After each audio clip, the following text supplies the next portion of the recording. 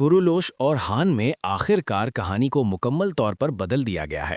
जहां बड़ी बड़ी कुर्बानियां बड़े किरदारों को देनी पड़ेंगी, वहीं जो बाकी काम करने वाले लोग थे उन सब को भी फारिग कर दिया गया है। यानी बड़ी सतह पर तब्दीलियां की जा रही हैं और ये एक अच्छी बात है। ये एक वाज़े इशारा है कि हमें आगे चलकर एक ज़बरदस्त स्टोरी लाइन देखने को मिलेगी।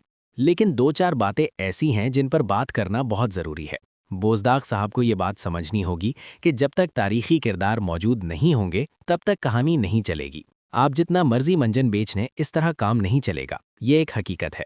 अब कुछ सिनेरियोज में तब्दीली नजर आ रही है, जैसे कि 10वीं किस्त का पहला ट्रेलर भी जारी कर दिया गया है।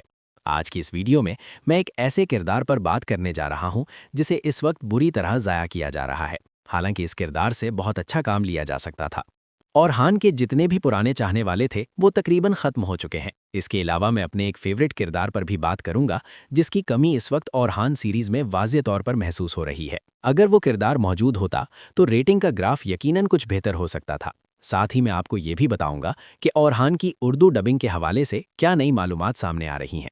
ये वीडियो थोड़ी सी शॉर्ट होगी, इसलिए आखिर तक ज़रूर देखना।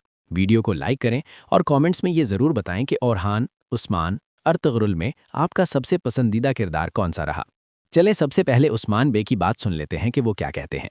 मैं तो जा रहा हूँ, लेकिन हमारे चैनल अल्ताफ वॉइस को जरूर सब्सक्राइब करें। अच्छा भाई साहब, अब संभालो अपनी मर्जी।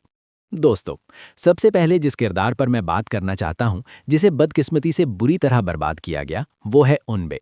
उनबे शाहिन शाह के बेटे का किरदार अदा कर रहे थे और वाकई एक शानदार और प्रोफेशनल अदाकार नजर आ रहे थे।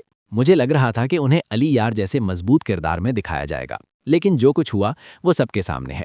इतने बड़े अदाकार आपके पास आएं और आप उन्हें ज़ाया कर दें, ये बिल्कुल दुरुस्त बात नहीं। अब तक अगर किसी किरदार का सिनेरियो मुझे बेहतर लगा है तो वो अब्दुल रहमान का है।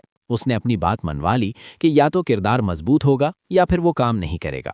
इसी वजह से उसका किरदार अब तक कुछ हद तक बेहतर लग रहा है। लेकिन जिस किरदार पर मैं ख़ास तौर पर बात करना चाहता हूँ वो है कोनूर बे। माने या ना माने, इस किरदार के अंदर एक खास करिश्मा था। इसकी स्क्रीन प्रेजेंस इतनी मजबूत थी कि लोग एक बार देखकर वहीं रुक जाते थे। चेहरे पर जंगजू वाली शान, रोब और दबदबा साफ नजर आता था। मेरा मानना है कि अगर ये किरदार अकेला भी और हान सीरीज में वापस आ जाए तो पूरी कहानी का रुख बदल सकता है और सीरीज में एक ज़बरदस्त वाइब पैदा हो सकती है। अब ये सब बोजदाग साहब पर मुनहसर है कि वो इस किरदार को वापस लाते हैं या नहीं, क्योंकि जिस तरीके से वो अब तक सिर्फ मंजन बेचने की कोशिश कर रहे हैं, इससे कोई खास फायदा नहीं होगा। ना इसमें जान है, ना ही वो दमखम। खैर, इन बातों को यहीं छोड़ते हैं। एक छोटी सी खबर ये भी गर्दिश कर रही है कि औरहान की उर्दू डबिंग अब हमें एयरवाइज पर देखने को मिल सकती है।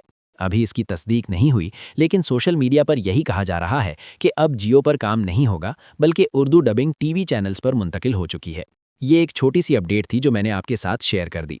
उम्मीद है वीडियो आपको पसंद आई होगी। वीडियो को लाइक करें, अगर चैनल पर नए हैं तो सब्सक्राइब ज़रूर करें। अपना बहुत ख्याल रखें। अल्लाह हाफिज़।